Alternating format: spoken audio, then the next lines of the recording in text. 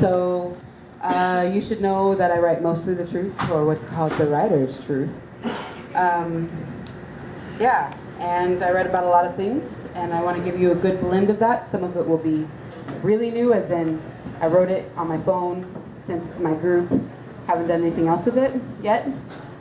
And some of it will be new enough that I have to read it out loud from the book, but some of it will be some of my memorized, fun, favorite slam poems. Good mix. Remember the Splendid Daddy song that I said you need to remember, the Splendid Daddy? Okay, so this is called Hummingbird, and this is in response to my own song.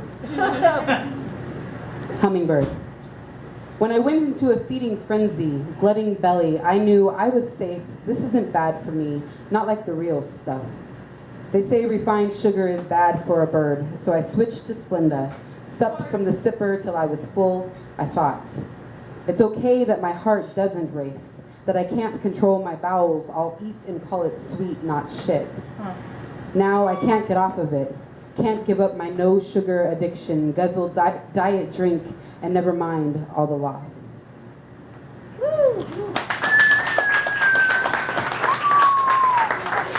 What poem are you supposed to do next? Nope. No, of course not. I texted it to you. All right. Oh, I can look it up. No, I got it. Don't strain yourself. Here's another poem for you. It's called The Feast. Yeah, that's it. Her father and I take thousands of pictures of her, videos. His third child, my only. We watch them with her as only devoted parents can.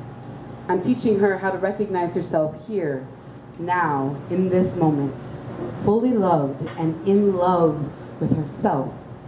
Because I know as a girl this will not last long. Sometimes I feel willing to do anything. The most forbidden thing to keep her frozen here, in this moment, before she learns the too much, the not enough, the feast. Tender chicken, plump and juicy in their mouths, already watering for the devourer. I ride the bus with her. She loves riding the bus. She enters and everyone zeroes in and smiles at her. My little daughter, my tiny son. The world revolves around her easy hello, her willingness to know you and welcome you in. I watch them watch her, monitoring signs of grin gone sour grimace, gone lip, gone tendons popping, flesh rendered, the crackling snap of crisp skin, loaded down on silver platter, loaded down on paper plate already soaking with grease. She will not fall apart to their fork. I say this to myself, convince myself, but it is not enough, I know this. If she makes it untouched to 13, she will be a miracle. Fate too long tempted. Every 1 in 3 girls. She is her father's third daughter, and the only one who hasn't made it yet. And still, she will have already learned all the secret ways to hate herself, to lay herself out inevitable for the feasting. Now, I know the dinner invitation of sexy women, all juicy thigh bone and succulent breast. On the bus, I watch her grow into platters of meat ready for the taking. I watch them watch her, and I smile. I, all serrated, teeth bared. No, it is not for her to be less delectable, but for them to control their own hunger. And if this is a lesson they cannot accept, I will ensure she inherits serrated teeth and ready claws and an appetite for sustaining. Yes!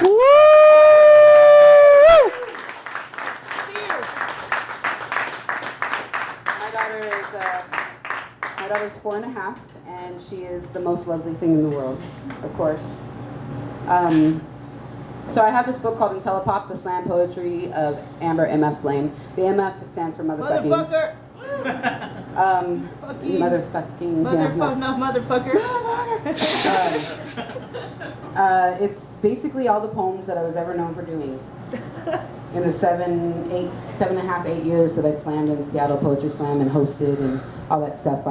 So it's broken into first verse, second verse, the bridge, third verse, and they're all kind of different voices that I've came through on the slam scene with. So I put it together right before I left Seattle as my sort of goodbye gift and new chapter gift as well. Anyway, it's a large book is what I'm saying. It's not like you get 5 poems for $10. It's a lot of poems, I hope. Water. It was a selfish act to create my daughter because there will be over 8 billion people on Earth by 2018 and we're running out of water. The boys in the high schools talk about death like it's ice cream, like they know something about it and would enjoy it on a hot summer day. They talk about it like they have forgotten they are someone's child. They have forgotten they are including someone's children in casual plans for slaughter. They are already ghosts on 23rd and Cherry and we're running out of water. We've dried up, become islands in the ever-shrinking body of water, like we could live without each other, like we could live without water, and we're running out of water. In Seattle, it's difficult to imagine running out of water. Everything is so green and growing here, and we use the rain as a convenient excuse to stay inside. But what if we didn't have a choice? The rain is turning. The water is turning. Buildings are beginning to disintegrate, and the fish can't swim in it. What will we do when it's raining means stay inside? When we move to the desert to protect our skin, and we only touch water that's been piped in. I grew up in the desert. Sometimes when I turn on the faucet, no water would come out. My throat would dry up. We flush gallons away and call it sanitary. What will we do when the toilet bowl won't fill? We're running out of water. What would it take to choose to kill someone? It'd be so easy, just a random act, impossible to trace. I think about it while I'm driving. How much work it would be to stalk a victim, but what if I just chose that one? There. What is there to stop me? We're so used to using without thinking. In a year, the US alone will use enough disposable water bottles to circle the earth over 190 times. We're consumers.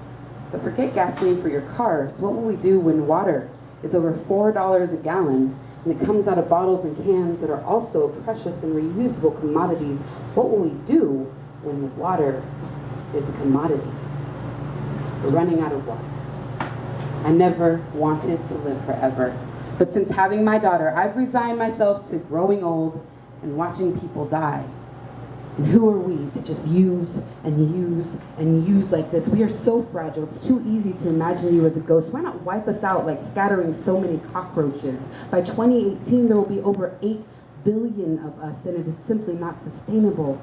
It's a life, it's a death sentence. It's life without parole. By 2018, there will be over 8 billion people on Earth. And we have refused to learn how to sustain a life instead of take one. These are not the only options. We could just use and use and use and use until we are hungry and we're thirsty and there's no water left. It would be so easy. Just a random act. Impossible to trace. We're running out of water.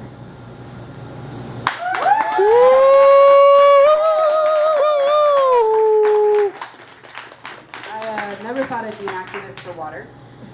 I never really chose activism. It kind of found me, kind of when you get booted out of every community that you think you're home in. You start to go, you know what, maybe we should change some things, and it should start with me since I'm not doing anything over here by myself.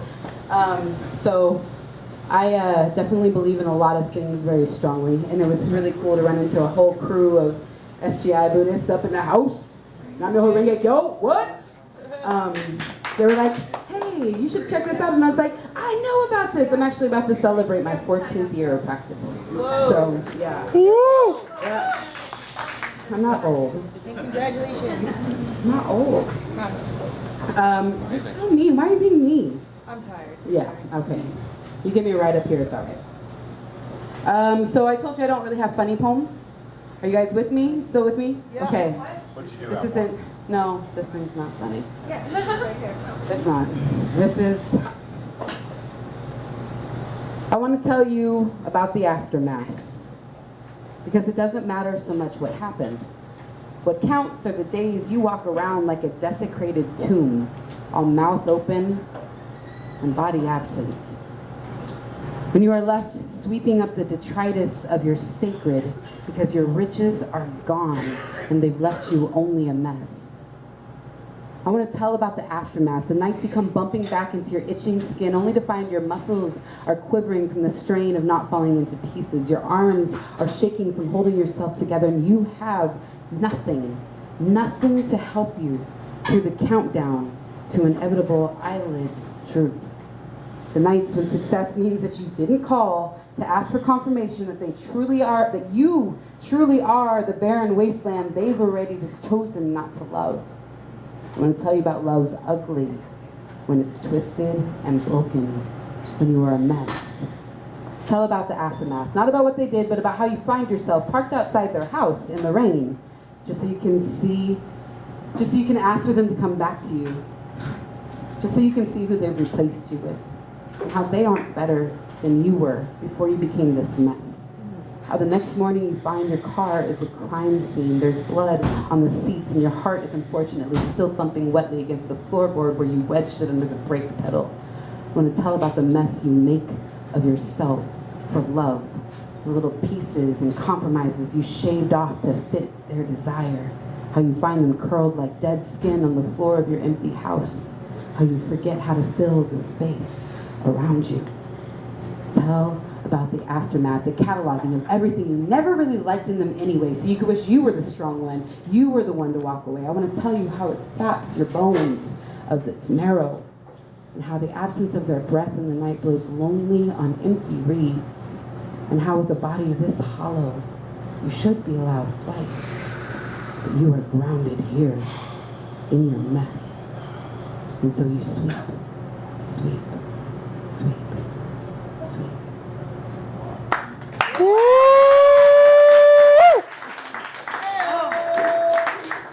Okay, sometimes I moved to the Bay Area recently, after 14 years here in Seattle. And yeah, I love San Francisco, and I'm happy to be there. I'm here all the time though, so it's like I have dual citizenship. And it really feels like that. But I haven't been doing very much slam poetry. I haven't performed very much there since I moved, and I was going from like 2 to 3 shows a week, doing some kind of performance, to like nothing and hanging out with my kid and other kids all day long. So forgive me for being a little rusty on some of this, and also getting caught up because I'm like, oh my God, and it still sucks sometimes to think about that. Okay, I'm fine. Whew, so here's another doozy for you. This is for you guys. Anybody listen to Beyonce? Anybody listen to Beyonce? You know the Pretty Hurts, that song, right? I feel mixed about that. Surprise. But this is for the pretty. Creation story.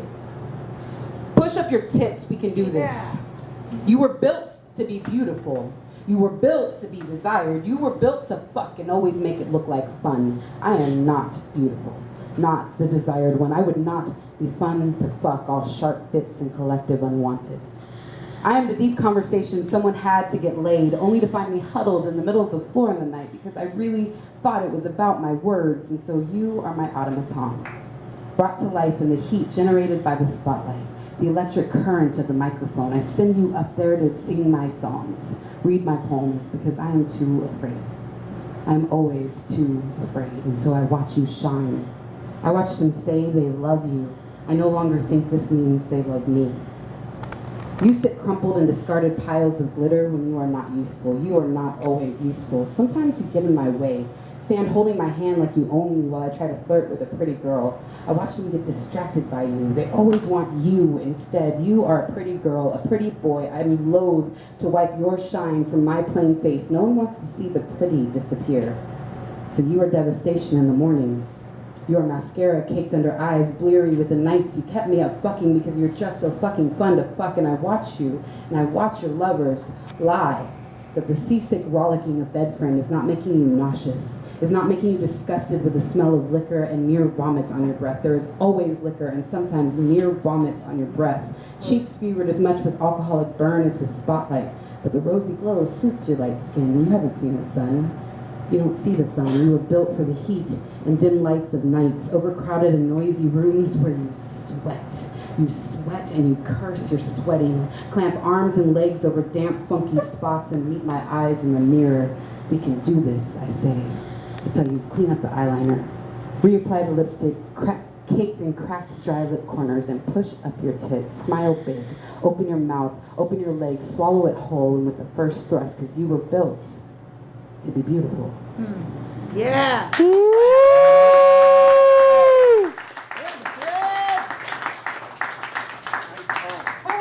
Yeah, nice. Sometimes you, get caught up in your own shit. Happens. So write about it. It's always a good exercise. That's what I tell my kids to do. I kind of already did part of trombone, and if you really want to see the whole thing as a thing, you can either hear it on my CD or you can look it up on YouTube. There's a video of me doing trombone, and you posted Elvis, so I feel like I should skip those two. That Elvis video is kind of untouchable. I'm like, I can't do that live because that was a film. So I'm gonna skip you. Oh, this one, a new one for you. New shit? New shit. This is something that started coming about around the idea of naming names and who's allowed to name names these days.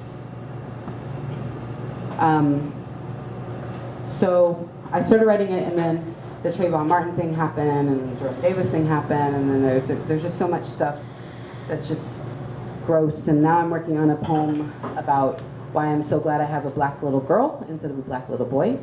But that hasn't come to fruition, and part of it is because I'm still processing this. This is called Black Boy Whistle.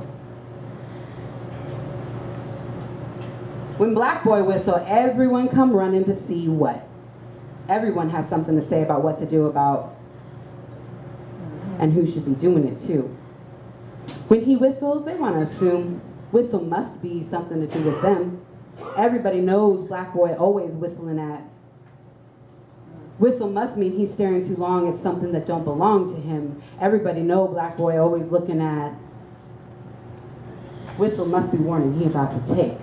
Everybody know Black Boy always wanting. Black Boy whistles never just need a cab. Who ignores Black Boy, though he tried catching it anyway. Black Boy only needs. It's never just an excerpt of a tune in his life. Black Boy never needs. It's never just Black Boy enjoying his own head. Ain't nothing Black Boy could be thinking about to make him whistle or either. Black Boy never whistle while he. When Black Boy whistle, he be asking to bring the roof down around his head, asking for patrol cars stop and frisk, and lynch mob too, he be asking for it. When Black Boy whistle, black girls supposed to strut harder. Black girls always want Black Boy desire. White girls supposed to run and tell. White girls always reject Black Boy desire. White boys supposed to stop it. White boys always fear Black Boy desire. They supposed to. When Black Boy whistle, everyone come running to see what? Ain't nobody asked him to put his lips together and blow. Woo!